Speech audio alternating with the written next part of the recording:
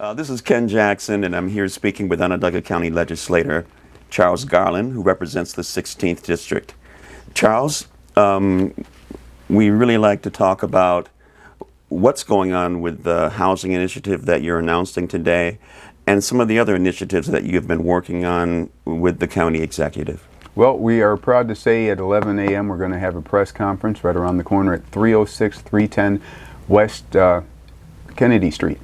Basically, the county executive, Ryan McMahon, is going to come in and make an announcement that he's created a $4.4 million low-income housing initiative for the South Side. Basically, the South Side of Syracuse has the largest percentage of empty homes and also vacant lots. So our main concern is there's no housing. We all know for a fact that as far as public housing, we've got Pioneer Homes, Central Village, McKinney Manor.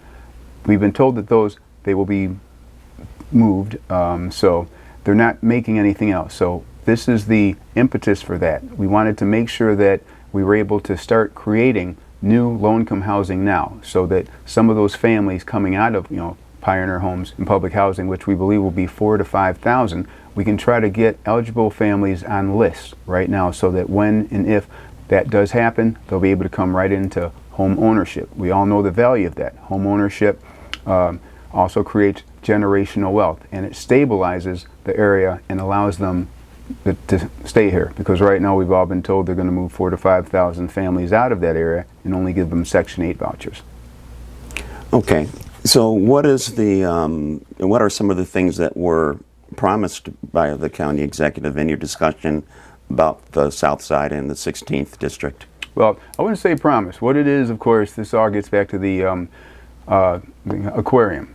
We all know he needs nine votes. With the county legislator, there's 17 legislators, 11 of them are Republicans. So at any moment, that could all be swayed and they could all vote yes. So we had a window of the opportunity. It's all about leverage. So what we discussed, we met with him, we gave him a list. It was a large list. We talked about housing, we talked about lead abatement, we talked about jobs, we talked about air quality, a whole lot of things. So the first thing we did was he gave us a housing initiative. Ways and Means, they just voted on it, just voted on it. It's a $10 million housing initiative.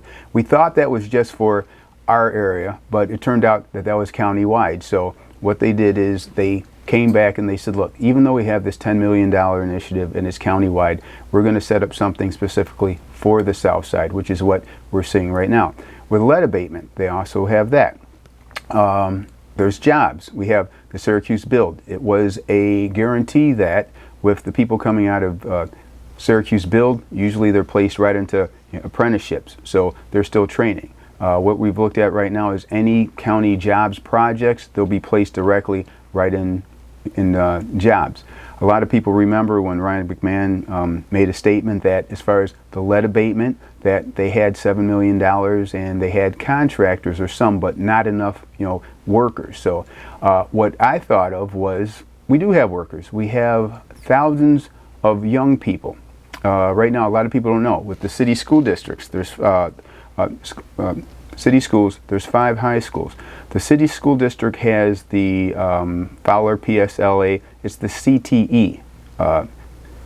And CTE, that's construction trade. So what I did is I reached out to them. The head administrator is Mr. Primo. They have the person over at Fowler that actually administers it, Susan Centaur. I reached out to them and I asked them, I said, would you be interested in creating a lead abatement module so that some of these high school seniors and these trade programs can get lead abatement certified? And they loved it. So basically it was just a matter of reaching out to Ryan McMahon and Ryan's administration. It took a little bit of prodding, but they finally met last week. And so right now everybody is on board. It's a wonderful thing. They're going to create this lead abatement module so that like a lot of these students, they can go through it. They can get lead abatement certified. They've reached out to the contractors, the county. They've given them a list of their contractors so these kids can get fed right in these jobs with living wage. More importantly, they can stay here in Syracuse, and the students coming behind them, they see this pathway of hope. And so that's a wonderful thing. I still think it should have happened years ago, but as long as it's happening now. Okay, there are funds in your proposal that refer to facade improvements and, Yes. and other things. Could you elaborate on that? Okay. Well, they came back because, as I said, my vote's going to take a little bit more than that if I was voting yes. So they came back and they mentioned that I guess the Village of Liverpool and Solvay, they have something called, the Main Street, and basically, if you go through with the main roads, it's like the lighting, facades, and things like that. So this would be specifically for South Salina Street, south of Taylor. All right, because we all see on the south side there's hundreds of millions of dollars going into, downtown, the East Adams corridor. We have the Southwest Gateway.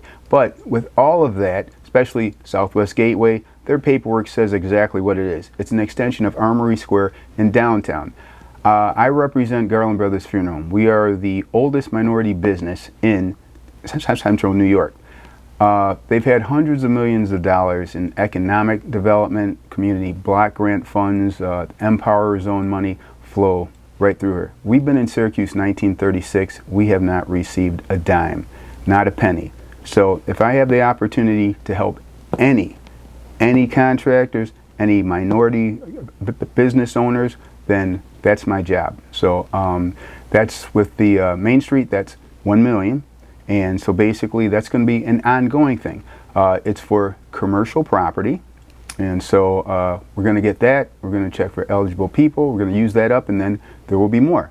One of the other incentives is, I believe it's called the Economic Development